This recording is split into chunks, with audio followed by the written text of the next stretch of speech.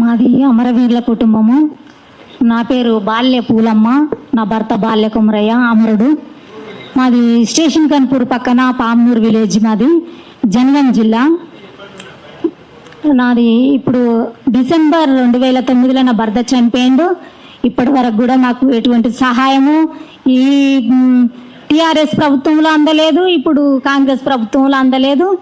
అప్పటి నుంచి ఇప్పటి వరకు మా బాగోగులంటూ చూసుకుంటే ఈ పృథ్వీరాజు సారే మాకు చూసుకుంటుండు.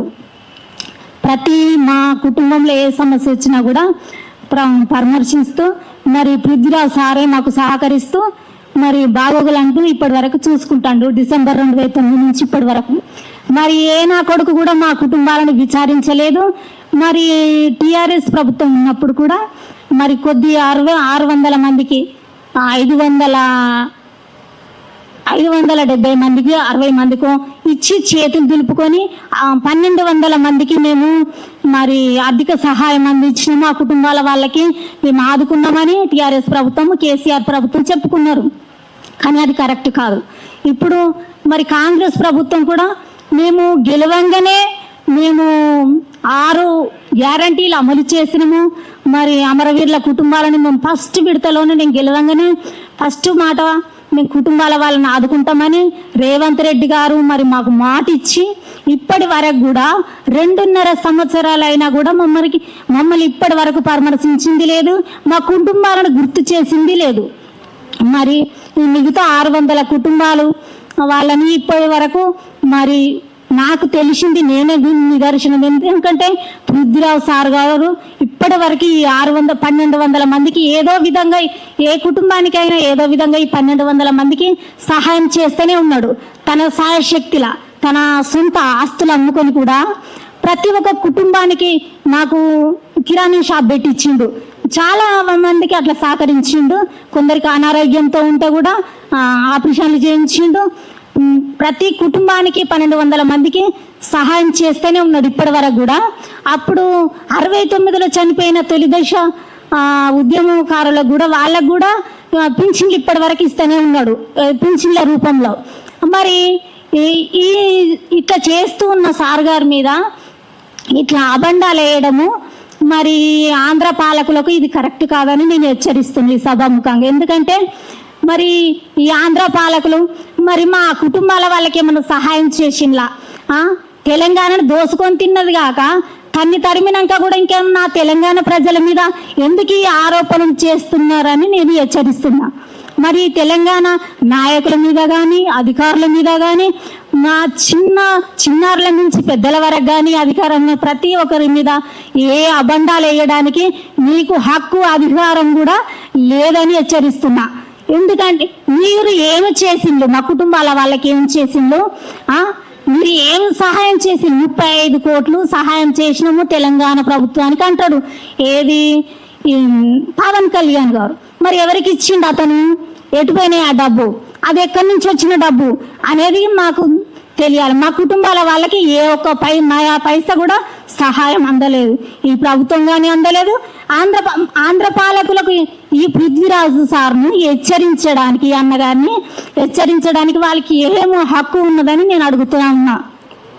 ఎందుకంటే ఇప్పుడు మా కుటుంబాలను వారిని ఎంతో ఇన్ని సంవత్సరాల నుంచి మమ్మల్ని పోషిస్తూ ఆదరిస్తూ ఆదుకుంటూ వస్తున్న ఈ పృథ్వీరాజు సార్ గారి మీద ఎందుకు అబండాలు వేస్తూ ఉన్నారు? మరి మీకు ఏం కావాలి? ఇంకా మా తెలంగాణ మీద కనుదృష్టి మీకు ఎందుకు పోతలేదని నేను అడుగుతా ఉన్నా. మీకు ఇది కరెక్ట్ కాదు అని హెచ్చరిస్తా ఉన్నా. ఇప్పుడు ప్రతి కుటుంబాన్ని ఆదుకుంటున్న ఈ సార్ గారి మీద మీరు ఎందుకు ఈ ఆరోపణలు ఆరోపిస్తున్నారు అని నేను అడుగుతా ఉన్నా. ప్రతి కుటుంబాన్ని ఇప్పుడు ప్రతి విషయంలో సార్ గారు ఆదుకుంటున్నారు. ఇప్పుడు తెలంగాణ పిచ్చోడు అన్నారు, అది దేనికి కరెక్ట్ అని నేను అడుగుతా ఉన్నా. తెలంగాణ మాట పిచ్చోడు, పాట పిచ్చోడు, తెలంగాణ ప్రజల పిచ్చోడు తప్ప తన ఏ అన్యాయం ఎవరికి తలపెట్టలేదు కదా, ఏ ప్రభుత్వానికి తలపెట్టలేదు, ఎవరిని కూడా హెచ్చరించలేదు. తన వంతు సహాయం, తన వంతు న్యాయము ఈ తెలంగాణ ప్రజల అమరుల కుటుంబాల పేరు మీద, అమరుల సమాధుల మీద వచ్చిన ఈ తెలంగాణను ఈ అన్యాయంగా ఇప్పుడు ఈ తెలంగాణ వచ్చింది కరెక్టే, కానీ తెలంగాణ వచ్చి ఎవరికి న్యాయం జరిగింది నాకు అర్థమైతలేదు. అసలుకి ఎవరికి న్యాయం జరిగింది? ఎక్కడ వేసిన గొంగళ ఎక్కడనే ఉంది. ఎవరికి ఏ జాబులు ఇచ్చింది, ఎవరికి ఏ హక్కులు ఇచ్చిందని నేను అడుగుతా ఉన్నా. అంత దోసుకునే ప్రభుత్వం దోసుకొని పోయిందంటే ఈ ఉన్న ప్రభుత్వం కూడా ఇలానే ప్రవర్తిస్తుంది. అసలు ఇది ఎక్కడి న్యాయము? అంటే ఓట్లకు సీట్లకు నోట్లకే అమ్ముడు పోయినట్టున్నది.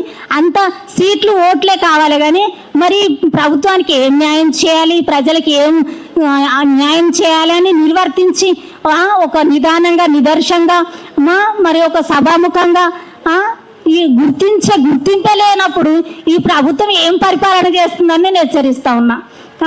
ప్రతి ఒక్క కుటుంబానికి చదువుకునే ఎంతో విద్యార్థులు ఉన్నారు, పిహెచ్డి ఎంఎస్సి అన్ని ప్రతి ఒక్కరు కూడా చదువుకున్న విద్యార్థులు ఎందరో ఉన్నారు. ఎవరికే ఉద్యోగం ఇచ్చినవయ్యా రేవంత్ రెడ్డి గారు? ఎవరికే ఉద్యోగం ఇచ్చి ఎవరికి ఏం సహాయం చేసినా మా కుటుంబాల వాళ్ళని ఎప్పుడు నువ్వు గుర్తించేది? ఇంకా 2.5 సంవత్సరాలు అయిపోతూనే ఉన్నది. ఇంకా 2 సంవత్సరాలు అయితే నువ్వు అయిపోతుంది నీ పెత్తనం. ఇక నువ్వు ఎన్నడూ మమ్మల్ని గుర్తించేదని నేను అడుగుతా ఉన్నా. నువ్వు గుర్తించలేనోనివి, నువ్వు పెత్తనం చేస్తే ఎంత, చేయకుంటే ఎంత? ప్రజలను మోసం చేసి ఈ ప్రభుత్వాలను డబ్బు లేదు అంటున్నావు. తెలంగాణ డబ్బు అంతా ఫ్యాక్టరీలు అటు ఇటు ఉన్న డబ్బు అంతా ఎటు పోతుంది? అసలు ఎక్కడ పోతుంది డబ్బు? ఎవరికి సహాయం చేస్తున్నావు నువ్వు అని నేను అడుగుతా ఉన్నా. నా కుటుంబాలను నువ్వు గుర్తించాలని నేను చెప్తా ఉన్నా. ఈ సహాయం చేసిన ఈ పెద్ద మనిషిని, ఈ పృథ్వీరాజ్ సార్ని పట్టుకొని నువ్వు ఏం ఈ పవన్ కళ్యాణ్ అంటాడు, ఏం చూసినావయ్యా నువ్వు అసలు ఏం చూసినావు పృథ్వీరాజ్ సార్ది? ఆయనే తెలంగాణ కోసం ఎన్నో పాటలు పడ్డాడు, జైలుకి పోయిండు, ఎన్నో ఇబ్బందులు పడ్డాడు, పాదయాత్ర చేసిండు. భూపాలపల్లి నుంచి తొర్రూరు వరకు పాదయాత్ర చేసిండు, హైదరాబాద్ వరకు పాదయాత్ర చేసిండు. ఎన్నోసార్లు పాదయాత్రల మీద పాదయాత్రలు చేస్తూ ఆయన కడుపు కట్టుకొని ఆయన ప్రజల వెంట ఉంటూ ప్రజల మధ్యలో ఉంటూ ప్రతి నినాదం చేస్తూ ఆయన ఇప్పటి వరకు కూడా తెలంగాణ కోసమే మాట్లాడుతుండు. న్యాయంగా మాట్లాడినోడు తెలంగాణలో ఉండకూడదా? న్యాయంగా మాట్లాడిన వాళ్ళు మరి ఏ పని చేయకూడదా? న్యాయంగా వాదించితే నీకేం నొప్పి అవుతుంది అసలు? పవన్ కళ్యాణ్ గారు నేను హెచ్చరిస్తాను, తెలంగాణ నా ప్రజల మీద నువ్వు కన్ను పెట్టినా, నువ్వు ఏ మాట మాట్లాడినా కూడా నీకు సరైన గుణపాఠం చెప్పాల్సి ఉంటుంది. మేము కుటుంబాల వాళ్ళమే ఉన్నాము, మరి సార్ ఒక్కరే ఉన్నారు అనుకోకు. పృథ్వీరాజ్ గారు సార్ వెనుక మేము అందరం ఉన్నాము. సార్ మాకు ఎంతగానో మా కుటుంబాలను ఆదుకున్నాడు. నువ్వెవరయ్యా సార్ని అనడానికి? నాకు సహకరించిన సార్ని అనడానికి నువ్వెవరు అసలు? నీకేం హక్కు ఉందని నా తెలంగాణ న్యాయకర్త మీద నువ్వు న్యాయంగా వాదించి తెలంగాణ కోసం పోరాటం చేసిన సమరయోధుడి మీద నువ్వేం మాట్లాడుతున్నావు అసలు? నీకేమో నువ్వు చిల్లర ఆటలు ఆడుతూ చిల్లర పాటలు పాడుతూ సంపాదించిన డబ్బుతో జనాల మీద కొట్టి నువ్వు ముఖ్యమంత్రి అయిన ఆంధ్రాలో నిన్ను ముఖ్యమంత్రి అని నీ ఆంధ్రాను చూసుకోవడానికే నీకు లేదు. నా తెలంగాణలో అభివృద్ధిని చూస్తే నువ్వు ఆంధ్రాలో చేస్తున్నావు. నీ స్వతహాగా ఏం చేసినావు అక్కడ ఆంధ్రాలో? నా తెలంగాణ అభివృద్ధిని ఇక్కడ చేస్తున్న పనులను ప్రతి విషయంలో ఇక్కడ చూసే నువ్వు అక్కడ చేస్తున్నావు. నీ స్వతహాగా అక్కడ ఆంధ్రాలో ఏం చేసినావో, ఏం అభివృద్ధి చేసినావు? నా తెలంగాణ అభివృద్ధిని, నా తెలంగాణ తెలుగుని ఉపయోగిస్తూ ఈ పనులు చూస్తే నువ్వు అక్కడ చేస్తాను. నీ స్వతహాగా చేసింది ఏది అయ్యా అని నేను అడుగుతా ఉన్నా. ఏం చేసినావు అసలు నువ్వు? నీకు మా తెలంగాణ తెచ్చుకున్నాక తెలంగాణ ఆంధ్ర విడిపోతే 11 రోజులు ఉపవాసం ఉండి నీకు బాధ అయిందా? దోసుకున్న కాడికి చాలలేదా? నా ప్రజలను మించింది ఇంకా చాలలేదా? ఇంకా మా ఊళ్ళో చనిపోతే తెలంగాణ సమాధుల మీద వారి శవాల మీద తెలంగాణ వచ్చింది. తెలంగాణ వచ్చిన న్యాయం జరుగుతలేదని మా తెలంగాణలో మేము మాట్లాడుకుంటుంటే నీకేమి ఇబ్బంది కలుగుతుందని నేను మాట్లాడుతూ ఉన్నా.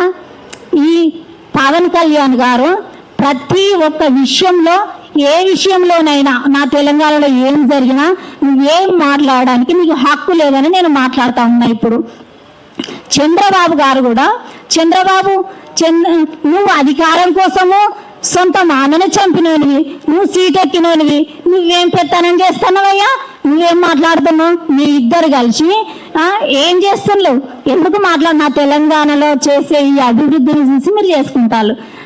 సరే చేసుకుంటారు, మరి నా తెలంగాణ ప్రజలను అనడానికి నీకేం అధికారం ఉన్నది? నువ్వెవడవని నేను అడుగుతా ఉన్నా. మీరు ఎవరు అసలు అడగడానికి? నా తెలంగాణ హైదరాబాద్లో అడిగి పెడితే మీ సంగతి చూస్తాం బిడ్డ. మేము చాలా మంది ఉన్నాం వెనకాల. పృథ్వీరాజ్ సార్ ఒకటే లేరు, మేము ఎంతో మంది ఉన్నాం ఇక్కడ. సారు వెనకాల 1000 మంది, కోట్ల మంది ఉన్నాము. 20 కోట్లు తన సొంత ఆస్తులు అమ్ముకొని మా పేద ప్రజలను, మా కుటుంబాల వాళ్ళని ఆదుకున్నాడు. ఆయన నిలదయ్యడానికి నువ్వెవడవని నేను అడుగుతా ఉన్నా. జాగ్రత్త బిడ్డ, మరి నా చెప్పు దెబ్బల పాలవుతారు. మళ్ళా నా పృథ్వీరాజ్ సార్ మీదకి ఎవరు వచ్చినా కూడా నేను హెచ్చరిస్తా ఉన్నా ఈ సభాముఖంగా. నేను ఢిల్లీకి పోయి సోనియా గాంధీ మీద పట్యాల కోట్ల కేసు వేసిన. ఇదిగో ఈ పేపర్ కటింగ్తో సహా ఉంది. ఢిల్లీకి పోయి పట్యాల కోట్ల సోనియా గాంధీ మీద కేసు వేసి నేను ప్రెస్ మీటింగ్లో చాలా వాదించిన. సోనియా అమ్మ, ఎంతమంది చనిపోతే మా తెలంగాణ ఇస్తావు, ఇంకా ఎంతమంది సమాధుల మీద తెలంగాణ ఇస్తావు, ఎంతమందిని నువ్వు ఆత్మహత్య వాళ్ళ కుటుంబాల వాళ్ళ గోసపుచ్చుకుంటావు, నువ్వు ఇంకెంతమంది ప్రాణాలు తీసుకోవాలో చెప్పు. నువ్వు ఇచ్చేదాకా మేము ఏ జైలు పాలైనా మేము ఇక్కడ చచ్చినా మంచిదే, నా భర్తతో సహా నేను ఇక్కడ చచ్చినా మంచిదే, నా భర్త కళ నెరవేరేదాకా, నా భర్త ఆశయం నెరవేరేదాకా నేను ఇక్కడికి పోనని నేను అక్కడ ప్రెస్ మీట్లో జరిగింది. అక్కడ ఇగో ఇది ఢిల్లీకి పోయిన పేపర్ కటింగ్స్ చూడండి. ఇక్కడ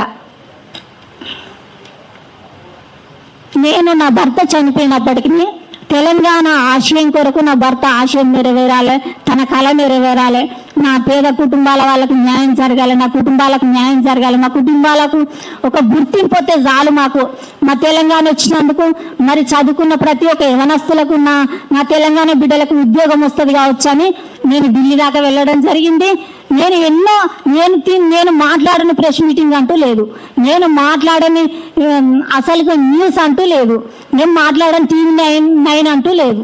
అసలుకి ఇప్పటి వరకు కూడా నేను ఎక్కడైనా తెలంగాణ కోసం మాట్లాడుతూనే ఉన్నా. ఇంకా ఎందుకంటే ఈయన గారు ఇప్పుడు ఈ పవన్ కళ్యాణ్ గారు ఈ ఆరోపణలు పృథ్వీరాజ్ సార్ మీద ఎందుకు చేస్తాడని నేను అంటున్నా.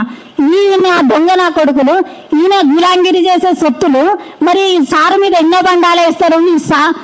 ఈ సాధగారు నా కొడుకులు ఎన్నో బండాలు వేస్తారు, సారు మీద ఎందుకు వేస్తాను అని నేను అడుగుతా ఉన్నా. నా కుటుంబాన్ని ఆదుకోవద్దని వేస్తానులా, లేకుంటే నా చెప్పుతోని కొడతా, మరి చెప్పుతోని కొడతాను. సార్ జోలికి ఎవరు వచ్చినా కూడా ఊరుకునే ప్రసక్తే లేదు. సార్ వెనుక మేమందరం ఉన్నాం. నా తెలంగాణ ప్రజల మీద ఎవరి మీద ఈ ఆంధ్ర ఓడు ఏ కన్ను వేసినా కండ్లు వీకేస్తాం. మళ్ళా జాగ్రత్త బిడ్డ.